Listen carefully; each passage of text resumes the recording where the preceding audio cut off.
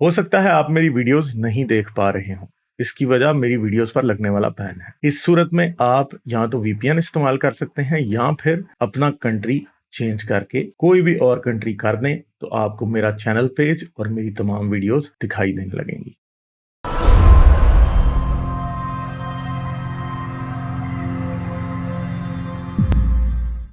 اور دوسرے نمبر پہ ایک کویشچن آپ سے پوچھنی تھی، بلکہ آپ کی رائے لینی تھی۔ یہ جو رسول اللہ ہے، ان کا جو کیریکٹر ہے، تو اس کے تو دو مسئلے ہو سکتے ہیں۔ مطلب یہ یا تو اپنے جو ان کا جو پرپس تھا، اس میں اگر یہ سنسیئر تھا تو بیک سائڈ پہ کوئی مطلب ذہنی مریض وغیرہ، آپ کے خیال میں یہ ایک ذہنی مریض تھا یا یہ ایک چالاک اور مکار قسم کا پرسن تھا جس نے مطلب ہزاروں کروڑوں لوگوں کو بیوقوف بنایا؟ ان دونوں میں سے کیا ہے؟ یا تو یہ اپنے مقصد میں مطلب سنسیئر تھا لیکن اس کی کوئی ذہنی مریض، کوئی اسکیزوفرینیا یا ڈیلوژنل سائیکوسس کا کیس تھا، اور یا یہ سب کچھ جانتا تھا لیکن لوگوں کو اس نے مطلب اپنی مکاری اور چالاکی کی وجہ کے ذریعے سے بیوقوف بنایا۔ تو ان دونوں میں آپ کا کیا خیال ہے؟ میرے خیال میں رسول اللہ کو بچپن سے ذہنی مسئلہ تو تھا، اگر ہم ان کی تاریخ کی اور حدیث کی کتابیں جو ہیں وہ دیکھ سکیں تو ہمیں تو یہ پتہ ہے، میں نے ایون کے بات بھی کی تھی انڈرسٹینڈنگ محمد کی ایک ایپیسوڈ میں، کہ رسول اللہ کو بچپن میں ہی ایک مرگی کا دورہ پڑ گیا تھا، اور پھر بعد ازاں بھی جب ان پہ وحی آتی تھی تو مرگی کے دورے پڑتے تھے۔ مگر ایک بات یاد رکھیں، جو لوگ ذہنی مریض ہوتے ہیں اس کا مطلب یہ نہیں ہوتا کہ وہ انٹیلیجنٹ نہیں، انٹیلیجنٹ تو وہ بھی ہوتے ہیں۔ اس کا مطلب یہ نہیں ہے کہ وہ کسی کو مینیپولیٹ نہیں کر سکتے، وہ بھی کر سکتے ہیں، ہمیں اس بات کا پتہ ہے، ٹھیک ہے؟ سب کچھ وہ کر سکتے ہیں جو کہ ہم سمجھتے ہیں کہ وہ نہیں کر سکتے۔ ذہنی مریض کا مطلب ڈسیبلٹی نہیں ہے۔ آپ کو پتہ ہے کہ سائیکولوجیکل پرابلم کا، سائیکیٹرک پرابلم کا مطلب ڈسیبلٹی نہیں ہے۔ لوگ سائیکیٹرک ایشوز کے باوجود بڑے چالاک ہوتے ہیں، اور ایون کے سیڈسٹ بھی ہوتے ہیں بہت سارے۔ آپ کو پتہ ہے جتنے بھی سیریل کلرز وغیرہ ملتے ہیں، کوئی نہ کوئی سائیکولوجیکل ایشو ان کا نکل آتا ہے ہمارے پاس۔ مگر اس کا مطلب یہ نہیں ہے کہ وہ بڑے امن پسند ہوں گے یا وہ کسی کو بیوقوف نہیں بنا سکتے، کسی کو ٹریپ نہیں کر سکتے ہیں۔ سائیکولوجیکل پرابلمز کے باوجود لوگ دوسروں کو ٹریپ کر سکتے ہیں، ٹھیک ہے؟ تو یہ حضرت محمد کی یہ ایبلٹی تو تھی نا، یہ ہوتا ہے۔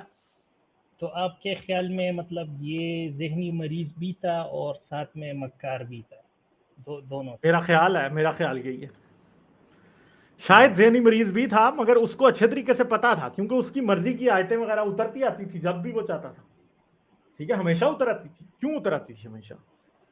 اسی لیے کہ وہ اپنی اس ذہنی مرض میں شاید اس نے اپنے آپ کو نبی سمجھنا شروع کیا، مگر بعد میں اس کو یہ پتا تھا کہ اس نے یوز کرنا ہے اس چیز کو اور کیسے یوز کرنا ہے، ٹھیک ہے؟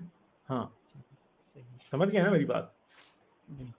تو یہ مطلب جو ہیومن سائیکالوجی ہے، اس میں مطلب ایک اور چیز بھی میں نے آبزرو کی ہے کہ آپ اگر کسی بندے کو مطلب لوگوں کو بیوقوف بنانا تو بہت آسان بات ہے، لیکن ان کو اس چیز پہ قائل کرنا کہ آپ کو کسی نے بیوقوف بنایا، یہ بڑی مشکل بات ہے۔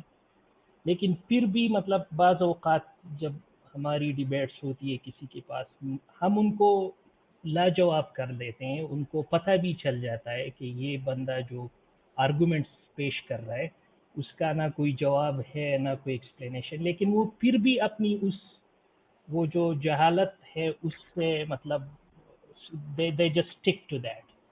تو یہ کیا مسئلہ ہے؟ یہ کوئی سائیکولوجیکل ایشو ہے یا کیا ہے؟ مطلب میں ایک اسٹریٹ فارورڈ بندہ ہوں، مجھے اگر کوئی کنونس کر لے کہ یہ چیز غلط ہے تو میں فوراً اپنا اوپینین وغیرہ چینج کرتا ہوں۔ اس طرح بہت سارے لوگ ہیں، لیکن پھر بھی ایسے انسان ہیں جس کو آپ قائل بھی کر لیتے ہو، ان کو مطلب سب کچھ ان کے اگینسٹ ہوتا ہے لیکن وہ پھر بھی they stick to their arrogance۔ تو یہ کیا، یہ کوئی سائیکولوجیکل ایشو ہے؟ یہ کیا مسئلہ ہے؟ اس کی سمپل سی وجہ ہے نا، بہت سے لوگ جو ہیں وہ انسیکیور بھی ہوتے ہیں، کچھ ایسے بھی ہوتے ہیں کہ جو کہ چینج اپنا ذہن نہیں کرنا چاہتے۔ آپ کو پتہ ہے چینج جو ہے نا سب سے ڈیفیکلٹ چیز ہے کسی بھی انسان کے لیے۔ چینج بہت مشکل چیز ہے، چینج سے ڈیل کرنا انسانوں کے لیے ایک مشکل کام ہے۔ اور ذہن کو بدلنا جو ہے نا وہ اپنی سراؤنڈنگ کو، اپنا گھر بدلنے سے، اپنا شہر بدلنے سے زیادہ مشکل کام ہے. آپ کسی نئے کنٹری میں جاتے ہیں، آپ سیٹل ہو جاتے ہیں، مگر آپ پوری زندگی اس کنٹری کے مطابق اپنی سوچ کو نہیں بدل سکتے. کیوں؟ کیونکہ سوچ بدلنا سب سے مشکل کام ہے. اپنے آپ کو سمجھانا بہت مشکل کام ہے کہ جی ہم اب اپنی پرانی سوچ کو چھوڑ کے نئی سوچ کو بدلیں. پھر پیئر پریشر، فیملی کا پریشر. آپ اب ایک شادی شدہ آدمی ہے، اس کے بچے ہیں، اس نے بچوں کی شادیاں کرنی ہیں ہماری ایسٹرن سوسائٹی میں، تو وہ مذہب چھوڑ دے گا تو کہاں شرک کرے گا شادیاں بچوں کی؟ بچوں کو اگر وہ مذہب نہ سکھائے تو وہ سوسائٹی میں فٹ نہیں ہو سکتے. تو اس کی مجبوری ہے. آپ کو پتا ہے کہ ادھر تو نمازیں اور پردہ اور یہ چیزیں دیکھی جاتی ہیں سب سے پہلے.